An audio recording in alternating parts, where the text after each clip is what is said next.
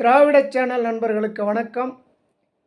இப்பொழுது புரட்சித் தலைவர் எம்ஜிஆர் அவர்களை நினைத்து பார்க்கின்றேன் என்கின்ற ஒரு நிகழ்ச்சியை பேசலான்னு நினைக்கிறேன். காரணம் என்னன்னு கேட்டிங்கன்னா, இப்போ எத்தனையோ தலைவர்கள், காமராஜர், பேரறிஞர் அண்ணா, டாக்டர் கலைஞர் அவர்கள், இன்னும் சில தலைவர்களை பேசிகிட்டே போகலாம்.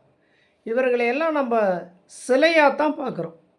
எம்ஜிஆர் ஒருவரைத்தான் ஒவ்வொரு மாவட்டத்திலையும் பார்த்தா தெரியும். அவர் போலவே வேடமிட்டு, அவர் போலவே பேசுவாங்க, அவரை போலவே நடப்பாங்க, அவரை போலவே ட்ரெஸ் அணிஞ்சு கொண்டு வருவார்கள். ஏன் எம்ஜிஆரை நம்ம இந்த அளவுக்கு உயர்வாக பார்க்குறோம் அப்படின்னு சொன்னால், அவர் நேரடியாக நமக்கு எந்த ஒரு உதவியும் செய்து விடவில்லை. ஆனால் ஒரு ரசிகன் இந்த சமூகத்தில் எப்படி அவன் வாழ்க்கையை பயணிக்க வேண்டும், திருடக்கூடாது, பொய் சொல்லக்கூடாது, பிறரை ஏமாற்றக்கூடாது, உழைத்து தான் வாழ வேண்டும், இது போன்ற சில நேர்மையான விஷயங்களை தன்னுடைய திரைப்படத்தில் அவர் பேசி வந்தார் என்பது தான் நிதர்சனமான உண்மை. புகைப்பிடிக்கக்கூடாது, தண்ணி அடிக்கக்கூடாது, மது அருந்தக்கூடாது, பெண்களுக்கு பாதுகாப்பு கொடுக்க வேண்டும், இன்னும் சில ஒழுக்கமான விஷயங்களெல்லாம் அவருடைய திரைப்படத்தில் யதார்த்தமாக அமைந்து விட்டதா அல்லது அவருக்காகவே எழுதப்பட்டதா? முட்டையிலிருந்து கோழி வந்ததா, கோயிலிருந்து முட்டை வந்ததா என்பது தான் அவருடைய வரலாறு. காரணம், புதுமை பித்தனானாலும் சரி, பட்டுக்கோட்டை கல்யாண சுந்தரம் அவர்களானாலும் சரி, கவிஞர் கண்ணதாசன் ஆனாலும் சரி, கவிஞர் வாலி ஆனாலும் சரி, யார் எம்ஜிஆருக்கு பாடல் எழுதினாலும் அவர் எதிர்காலத்தில் அவருடைய வாழ்க்கை இப்படித்தான் இருக்கும் என்பது எழுதினார்களா, அல்லது மக்களுக்காக அவர்கள் எழுதிய பாடல்களை இது எம்ஜிஆர் மூலயமாகத்தான் மக்களுக்கு கொண்டு செல்ல முடியும் என்று நினைத்தார்களா? இதுதான் சொல்கிறது. முட்டையிலேருந்து கோழி வந்ததா, கோயிலிருந்து முட்டை வந்ததா அப்படின்னு சொல்லிட்டு. பட்டுக்கோட்டை கல்யாண சுந்தரம் இந்த உழைக்கின்ற மக்களுக்காக ஒவ்வொரு வரியும் அவ்வளவு அற்புதமாக எழுதியிருப்பார். புதுமை பித்தனும் அப்படி தான். இப்படி ஒவ்வொரு கலைஞர்களும் தன்னுடைய படைப்பை மக்களிடம் கொண்டு செல்வதற்கு ஒரு தளம் தேவைப்படுகிறது. அந்த தளத்தை எம்ஜிஆர் மூலயமாக மக்களுக்கு கொண்டு சேர்த்தார்கள். ஆனால் மக்கள் அதை எம்ஜிஆரே எழுதி பாடி நடித்தார் என்றுதான் அன்றைய மக்கள் ஏற்றுக்கொண்டார்கள். இருந்தாலும் இந்த கவிஞர்களை பொறுத்தவரை பரவாயில்லை, நம்மளுடைய நோக்கம் மக்களுக்கு போய் சேர்ந்துடுச்சு. இதுதான் கவிஞர்களுடைய திருப்தியாக இருந்தது. ஆனால் எம்ஜிஆர் இதை எப்படி பயன்படுத்தி கொண்டாருன்னு பார்த்தோம்னா, எம்ஜிஆர் முதலமைச்சராகவே திரைப்படங்களை நடிச்சிட்டார். எம்ஜிஆர் எங்கே போனாலும் உதவிகளை செய்தியே பழகி வந்திருக்கிறார் மக்கள் மத்தியில். அதை தான் இப்போ சினிமா துறையில் இப்போ இருக்கிறவங்கெல்லாம் எம்ஜிஆர் போல் நம்மளும் முதலமைச்சராக வந்துடுவோம் அப்படின்னு ஒரு கனவுல இருக்கிறாங்க. ஆனால் இது தவறு. எம்ஜிஆர் விதைத்து விட்டு அறுவடை செய்தார், அப்படி தான் சொல்லணும். அதாவது மக்கள் மனதில் தன்னை விதைத்து விட்டார். அதாவது என்ன சொல்கிறாங்கன்னா, எம்ஜிஆர் எங்கன்னா ஒரு இடத்த ஷூட்டிங் போனால் அங்கே தன்னை காண வருகின்ற மக்களுக்கு உணவு ஏற்பாடு செய்து கொடுப்பாருன்றாங்க. நிறைய விஷயங்களை எம்ஜிஆரை பற்றி 70, 80, 60களில் வாழ்ந்தவர்கள், முதியவர்களாக இப்போ இருப்பவரிடம் பேசினால் அவர்கள் கொடுக்கின்ற தகவல் ஏராளம். ஒவ்வொரு இடத்திலையும் எம்ஜிஆர் ஒரு தனித்தன்மையாக மக்களிடத்திலே தன்னை கொண்டு சென்றிருக்கிறார். இந்த ஒரு வண்டலூர் கேளம்பாக்கம் ரோட்டில் எம்ஜிஆர் நீதிக்கு தலைவணங்கு திரைப்படத்தில் நம்பியாருடைய கார் ரேஸ் அப்போ எம்ஜிஆருடைய கார் ரிப்பேர் ஆகிடும். அப்போ பாய்லரில் தண்ணி ஊற்றணும் போது அந்த மாதிரி ஒரு செட்டிங் நடந்துகிட்ருக்கிறப்போ ஒரு சைக்கிள் குறுக்க வரல. எம்ஜிஆர் பார்க்குறதுக்கு அவ்வளோ ஆர்வமாக வரார். எம்ஜிஆர் வராதன்னு கை காட்டியும் அவர் உடனே வந்துட்டார். அந்த ஷாட்டே வீணாயிடுச்சுன்னு எம்ஜிஆர் அவரை கோவத்தில் கன்னத்தில் ஒரு அடி அடித்ததாக கூட வரலாறு இருக்குது. உடனே அவரை வீட்டுக்கு வர வச்சு மறுநாள் புது சைக்கிள் வாங்கி கொடுத்து, தப்பு, என்னை மன்னிச்சிரு, அந்த நேரத்துக்கு என்னால் ஒன்றும் பண்ண முடியல, அப்படியெல்லாம் நீ பண்ணக்கூடாது அப்படின்னு சொல்லி அவருக்கு அறிவுரை கூறிவிட்டு புது சைக்கிளும் கொடுத்து அவர் கொஞ்சம் பைசாவும் கொடுத்துருக்கார் எம்ஜிஆர். இது போலத்தான் எத்தனையோ நிகழ்ச்சிகளை ஒரு இடத்துல நம்ம பேசணும்னா, எம்ஜிஆர் எதனா ஒரு திரைப்படம் ஷூட்டிங்க்கு போனால் அங்கே ஒரு விஷயத்தை பதிவு செஞ்சுட்டு வந்திருக்கார். நம்ம எதிர்காலத்தில் முதலமைச்சராக வருவோம், அப்போ இவங்கெல்லாம் ஓட்டு போடுவாங்க அப்படின்னு நான் பதிவு பண்ணார். அதெல்லாம் இல்லை. ஆனால் யதார்த்தமாகவே எம்ஜிஆர் குருவிக்கார வேடமிட்டு அதாவது அந்த நரிக்குறவர் என்று சொல்லக்கூடிய மக்கள் மனதில் கடவுள் என்று சொல்லக்கூடிய அளவுக்கு பதிஞ்சிட்டார். அவங்க மத்தியில் எம்ஜிஆரை தப்பாக பேசிட்டுலாம் வந்துட முடியாது. அவங்க கையில் இருக்கிறத எடுத்து அடிச்சிருவாங்க. இதை ஒரு திரைப்படத்தில் கூட சொல்லுவாங்க, இளநீ வியாபாரம் செய்கிறவர் திரைப்படத்துக்கு போயிட்டு படம் பார்த்துட்டே இருக்கிறப்போ 1001 எம்ஜிஆர் கையிலேருந்து கத்தி கீழே விழுந்துட்டோன்னே, தலைவா நான் தரேன் கத்தின்னு நான் கையிலேருந்து கத்தி தூக்கி அந்த திரைப்படம் அந்த ஸ்க்ரீனில் வீசுனதா தகவல் இருக்குது. இதுபோல் நிறைய சொல்லிகிட்டே போகலாம். ஒரு காலத்தில் பார்த்திங்கன்னா பாக்கியராஜ் படம் எடுக்கிறப்பவும் சரி, ராமராஜ் படம் நடிக்கிறப்பவும் சரி, எம்ஜிஆரை பற்றி எதனா ஒரு சீன் அந்த படத்தில் காட்டிட்டாங்கன்னா அதுக்காகவே அந்த படம் ஓடும். இதெல்லாம் கடந்த கால மக்கள் மத்தியில் வரலாறு. இன்றைக்கி வரைக்கும் எம்ஜிஆரை யாரும் குறை சொல்கிறது கிடையாது. அரசியலில் வேணும்னா எதிர்க்கட்சியாக இருக்கிறவங்க எம்ஜிஆரை பற்றி சில விஷயங்களை பேசலாம், எம்ஜிஆர் மற்றவங்களை குறை சொல்லி பேசலாம். ஆனால் திரைப்பட வாழ்க்கையில் ஆனாலும் சரி, ஒரு ஹீரோ என்று சொல்லக்கூடிய விதத்தில் எம்ஜிஆர் திரைப்படத்தை ஒரு ரசிகன் பார்த்துட்டு வெளியே வந்தால் அந்த முகத்தை பாருங்கள், 1000 வாட்ஸு சூரியன் போல் ஒரு மாதிரி பிரகாசமாக வருவார். மற்றவங்க படத்தில் பார்த்துட்டு வரமோ அந்த மாதிரி ஒரு கம்பீரம் வருமானு தெரியாது. ஏன்னா அவர் படத்தில் பார்த்திங்கன்னா எல்லாமே பார்த்திங்கன்னா புரட்சிகரமான வசனம், புரட்சிகரமான பாடல், ஒரு அநீதியை தட்டி கேட்கக்கூடிய பாடல், அதாவது ஒரு ஹீரோ மாதிரி ஒரு எனர்ஜியாக வருவான். எம்ஜிஆர் திரைப்படத்தை பார்த்துட்டு வெளியே வர ரசிகர் பார்த்தீங்கன்னா ஒரு பெரிய எனர்ஜியாக வருவான். அதாவது உழைச்சி வாழணும், உழைத்து தான் வாழணுன்றது எம்ஜிஆருடைய பிரதான நோக்கம். எங்கேயுமே பார்த்திங்கன்னா போலீஸாக கூட எம்ஜிஆர் நடிப்பாருங்க. ஆனால் எந்த ஒரு திரைப்படத்துலேயும் போலீஸுங்களை இழிவான வார்த்தையை பயன்படுத்தியிருக்க மாட்டார்.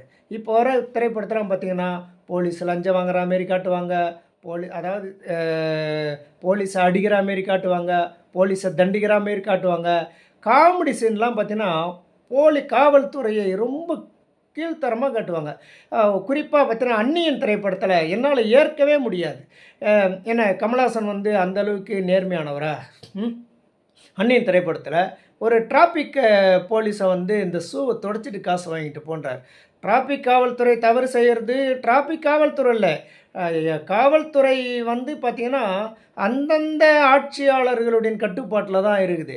இப்போ தமிழ்நாட்டில் லா அண்ட் ஆர்டர் ஆனாலும் சரி, டிராஃபிக் போலீஸ் ஆனாலும் சரி, அந்த துறை யார் கட்டுருக்குது? முதலமைச்சர் கிட்ட தான் இருக்குது. இதை முதலமைச்சர் தான் கவனத்தில் எடுத்து, அதாவது சட்டம் ஒழுங்கு சரியாக ஃபாலோ பண்ணணும். அதே சமயத்தில் இங்கே தப்பாகவே காட்டப்படுது. இது எல்லாம் எங்கே போய் சேருதுன்னா சாதாரண ரோட்டில் இருக்கக்கூடிய போலீஸுங்க மேலே தான் இது போய் சேருது. அதனால் திரைப்படத்திலேயே இது பேசப்படுது. எம்ஜிஆர் திரைப்படத்தில் அப்படி ஒரு காலம் காட்டவே மாட்டார். மக்கள் மனதில் காவல்துறை என்றால் ஒரு மரியாதை இருக்கணுன்ற ஒரு காரணத்தினால எம்ஜிஆர் இது மாதிரி தவறான ஒரு சீன் அவர் படத்தில் காட்டவே மாட்டார். கடமை, கண்ணியம், கட்டுப்பாடு. அவர் படத்தில் பார்த்திங்கன்னா போலீஸாக நடிக்கிற கேரக்டரில் அவ்வளோ ஒரு அற்புதமாக இருக்கும். அதே சமயத்தில் பார்த்தீங்கன்னா உழைக்கிற மக்களுக்கு அவர்களுடைய கூலி, அவர்களுடைய ஊதியம் போய் சேரணுன்றதுல ரொம்ப உறுதியாக இருப்பார். 10 ரூபா நான் உழைச்சி கூலி கொடுக்கலன்னா ஏன் நான் இங்கேயே தட்டி கேட்கணும்னு சொல்லுவார். அதாவது அவங்க சமரசம் அடைஞ்சிட்டு போகிற மாதிரியெல்லாம் பேச மாட்டார். விவசாயிகள் எடுத்துக்கங்க, கடவுள் என்னும் முதலாளி கண்டெடுத்த தொழிலாளி விவசாயி. அதாவது கடவுளுக்கு நிகரானவர் விவசாயின்னு அந்த விவசாய பெருமக்களை ஊக்குவிப்பார். விவசாயிகளை மேலும் மேலும் விவசாயம் செய்வதற்கு தூண்டும். தன்னுடைய பணி எத்தகைய தூய்மையானது, ஒரு விவசாயியுடைய பணி எவ்வளவு உணவு உற்பத்தி செய்யக்கூடிய அந்த பணி என்பது கடவுளுக்கு நிகரான பணி என்று அந்த கடவுளோடு ஒப்பிடும் விதமாக அந்த பாடலை அமைச்சு பாடுவார்.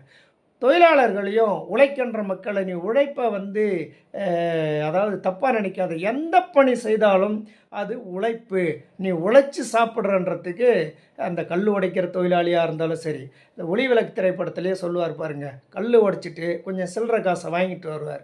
அப்போது தட்டி பறிக்கிறப்போ அந்த வசனத்தை பேசுவார். இவ்வளவு நாளாக என்னுடைய பணம் நான் ஊதாரித்தனமாக சம்பாதிச்சேன், அதை பற்றி எனக்கு கவலை இல்லை, இதை நான் வேர்வு சிந்தி உழைச்ச சில்லறை, இந்த பணத்தை என் உயிருக்கு நிகராக மதிக்கிறேன் அப்படின்னு சொல்லுவார். 1001 திரைப்படத்தில் பார்த்திங்கன்னா அடிமைப்படத்தனத்தை உடைக்கிறதுக்காக பேசுவார். ஏன் என்ற கேள்வி கேட்காமல் இங்கு வாழ்க்கை இல்லை அப்படின்ற அந்த வரியை உழைக்கிற மக்களை அதாவது எங்கே தவறு நடந்தாலும் அதை நீ தட்டி கேட்கணும் என்கின்ற அடிப்படையில் சொல்லுவார். இந்த இன்னைக்கு கூட பார்த்திங்களா, பெருக்குவாங்க ரோட்டில், தெரு தெருவாய் கூட்டுவது பொதுநலத் தொண்டு, ஊரார் தெரிந்து கொள்ள படம் பிடித்தால் சுயநலம் உண்டு. எம்ஜிஆர் அப்போவே நேற்றென்று நாளை என்ற திரைப்படத்தில் எம்ஜிஆர் அது சம்மந்தமாக அந்த படமே எடுத்துட்டார். ஆனால் இப்போ கூட எலெக்ஷனில் தொடர்ந்துட்டு தான் இருக்குது. நம்ம பிரதமர் வரைக்கும் வந்து ரோடை பெருகினார். நிதி அமைச்சர் நிர்மலா சீதாராமன் கொண்டு ரோடை பெருகினாங்க. இவங்கெல்லாம் ஏன் பெருகிறாங்க அப்படின்னு சொன்னால், நாம் துப்புரவு தொழிலாளரை நம்மளே ரோடை பெருகிறோன்னு சொல்லும்போது அவங்கவுங்க தன்னிச்சையாக இறங்கி ரோடை பெருக்குவாங்கன்னு சொல்லுவாங்க. இதில் தான் நம்ம எஸ்வி சேகர் கூட பார்த்தீங்கன்னா வீட்டாண்ட அவர் வாசலில் இருக்கக்கூடிய காவாவை அவர் லேசாக தூர் வர்ற மாதிரி தள்ளி விடுவார். அதை உடனே படம் எடுத்து வெளியே போட்டுட்டார். எதுக்கு போடுறாருன்னா, நம்ம வாசலை நம்ம காவாவை நம்ம தாங்க சுத்தம் பண்ணணும் அப்படின்னு சொல்கிறார். இருக்கட்டும், நல்லதான். ஆனால் இதில் ஒரு விளம்பரம் இருக்குது இல்லைங்களா, அந்த விளம்பரத்தை தான் எம்ஜிஆர் அப்போவே சொல்லிட்டார். விளம்பரம் இல்லாமல் செய்யணும்னு சொன்னார். என்ன ஒரு படத்தை சொல்லிகிட்டே போகலாம். உலக சுற்றம் வாலிபன் திரைப்படத்தை பார்த்திங்கன்னா அந்த உலகத்தையே மக்கள் மத்தியில் கொண்டு வந்து காட்டியிருப்பார். நாடோடி மன்னனில் அதாவது அந்த ஒவ்வொரு படத்தையும் பார்த்திங்கன்னா தன்னுடைய ரசிகர்களுக்காகவும் மக்களுக்காகவும் பார்த்து பார்த்து பார்த்து எடுத்துப்பார் அந்த படத்துங்களை. அதாவது வெளி உலகத்தை மக்கள் மத்தியில் கொண்டு வந்து சேர்ப்பதிலிருந்து உழைக்கிற மக்கள் நேர்மையாக இருக்கணுன்ற வரைக்கும், காவல்துறையில் கண்ணியத்தையும் மருத்துவர்களுடைய கண்ணியத்தையும் எந்த துறையுமே எம்ஜிஆர் களங்கப்படுத்தியதாக திரைப்படத்தில் இல்லைங்க. அவர் முதலமைச்சராகி தான் இதெல்லாம் செய்தாரா, தான் முதலமைச்சராக வேண்டும் என்பதுக்கு தான் இதெல்லாம் செஞ்சாரான்னா அதெல்லாம் கிடையாது. ஒரே ஒரு விஷயந்தான், ஒரு மனிதனுக்கு எதுவுமே 100க்கு 100 சாத்தியம் இல்லை அப்படின்னு சொல்லுவாங்க இல்லைங்களா. அந்த அடிப்படையில் புரட்சித் தலைவர் எம்ஜிஆர் அவர்களுக்கு எனக்கு ஒரு மகன் பிறப்பான், அவன் என்னைப் போலவே இருப்பான், தனக்கென்று ஒரு பாதை வகுக்காமல் தன் தலைவன் வழியிலே நடப்பான் அப்படின்ற பாடல் மட்டும்தான் தவறாக அமைஞ்சிடுது. அவருக்கு ஒரு வாரிசு இல்லை. அது ஒரு விஷயத்தை தவிர மற்றது எல்லாமே புரட்சித் தலைவர் அவர்களுக்காக எழுதிய வசனமானாலும் சரி, அவருக்கு எழுதிய பாடல்களானாலும் சரி, எதிர்காலத்தில் இவர் இப்படிதான் பிரதிபலிப்பார் என்று, நீங்கள் நல்லா இருக்கணும், நாடு முன்னேறி அந்த நாடு எங்கும் இல்லாமல் அந்த பாட்டை இதயக்கணையில் வச்சுருப்பாங்க. இந்த தொழிலாளி வர்க்கம் அவ்வளோ ஒரு சந்தோஷமாக அதை ஏற்றுட்டாங்க.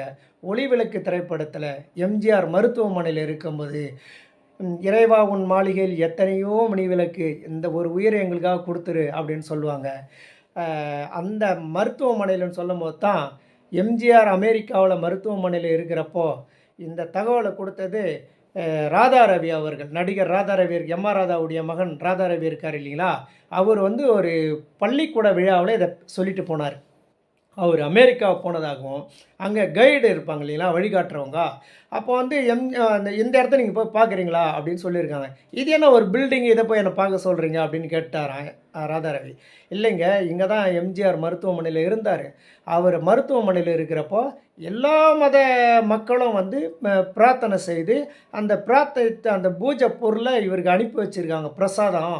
அதை மலையாக கொரியரில் வந்து குவிஞ்சிட்டே இருந்தது. இதை பார்த்த எங்கள் ஜனாதிபதி இது என்னன்னு கேட்டார். இது எம்ஜிஆர் மருத்துவமனையில் இருக்கார், அவருக்காக பிரார்த்தனை செஞ்சு அந்தந்த ஆலயத்தில் இருந்து பூஜை பொருள் வந்து குவிஞ்சிருக்கு அப்படின்னா. அப்படியா, இது என்ன ஆச்சரியமாக இருக்குது. ஒரு மனிதன் மருத்துவமனையில் இருக்கப்போ இத்தனை பேர், அதுவும் எல்லா மதம் சேர்ந்தவரும் வந்து பிரசாதம் இப்படி பூஜை பொருள் அனுப்பியிருக்காங்களா, அப்போ இது வீணாகக்கூடாது, இதுக்குன்னே ஒரு பில்டிங்கு கட்டி அங்கே இதெல்லாம் பாதுகாப்பு எத்து வழிங்க அப்படின்னு சொல்லியிருக்காருன்னு ராதாரவி மிரண்டு போயிட்டாராம். ஒரு அமெரிக்காவில் இந்த பிரசாதத்துக்காகவே ஒரு பில்டிங் எம்ஜிஆர் கட்டியிருக்குன்னு சொன்னால் நாம் ஒவ்வொரு தமையனும் பெருமைப்படணும் அப்படின்னு சொல்லிட்டு, இது ராதாரவி அவர்கள் கொடுத்த தகவல். அதை உங்களோட நான் பகிர்ந்துக்கிறேன். இப்படி எம்ஜிஆரை வந்து பேசுவதற்கு ஒன்றா இரண்டா பேசிகிட்டே போகலாம். அவர் முதலமைச்சரான பிறகு ஒரு முறை அவர் தன்னுடைய கட்சிக்காரருக்கு திருமணத்திற்கு எம்ஜிஆர் வந்து சீர்வரிசை எடுத்துகிட்டு போயிட்டுருக்கார். அதாவது தாலி, கொஞ்சம் பட்டு புடவை இதெல்லாம் எடுத்துகிட்டு போகிறார். போகிற வழியில் ஒரு பெண் அந்த காரை வந்து மறிக்கிறாங்க. அதுக்கு முன்னாடி ஒரு சம்பவம் என்னன்னு கேட்டிங்கன்னா, எம்ஜிஆர் போகிறப்போ அந்த வயல் காட்டுங்களை எம்ஜிஆர் ரசிகர்லாம் அந்த காலத்தில் பார்த்திங்கன்னா பெரிய அளவில் புனல் வச்சு ரேடியோ செட்டு பாட்டு போடுவாங்க. அப்போ எம்ஜிஆர் பாட்டாக ஓடிட்டுருக்கு. அந்த பாட்டு ஓடிட்டே இருக்கிறப்போ எம்ஜிஆர் அதை ரசிச்சுட்டே கேட்டுட்டு போகிறாரு. அப்படி அந்த எந்த கல்யாணத்துக்கு அவர் போகிறாரோ அந்த கல்யாணத்துக்கு எதிரில் ஒரு பொண்ணு வந்து அந்த காரை தடுத்து நிறுத்தது. உடனே எம்ஜிஆர் கிட்ட வந்து காலில் விழுந்து அழுகுது அந்த பொண்ணு. எம்ஜிஆர் தூக்கிட்டு, என்னம்மா சொல்லு, என்ன விஷயம், என்ன பிரச்சனை உனக்கு அப்படின்னு கேட்ட உடனே, ஐயா நீங்கள் என் தெய்வம், நீங்கள் நல்லா இருக்கணும், அந்த நீங்கள் போகிற கல்யாணத்துக்கு அந்த மாப்பிள்ளை வந்து என்னை கல்யாணம் பண்ணிக்கிறேன்னு சொல்லி ஏமாற்றிட்டாரு, அந்த இடத்துல உங்கள் காலடி படக்கூடாது. அதாவது எனக்கு வாழ்க்கை கூடுன்னு கேட்கல அந்த பெண்ணு கூட.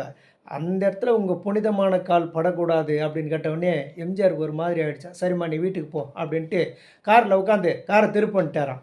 திருப்பன்ட்டு சொன்ன உடனே ஒரு கிராமத்தில் வரவையில் பாட்டு கேட்டார் பாருங்க, வயல்வெளியில். அந்த கிராமத்துக்கு வீடு காருன்னாராம்.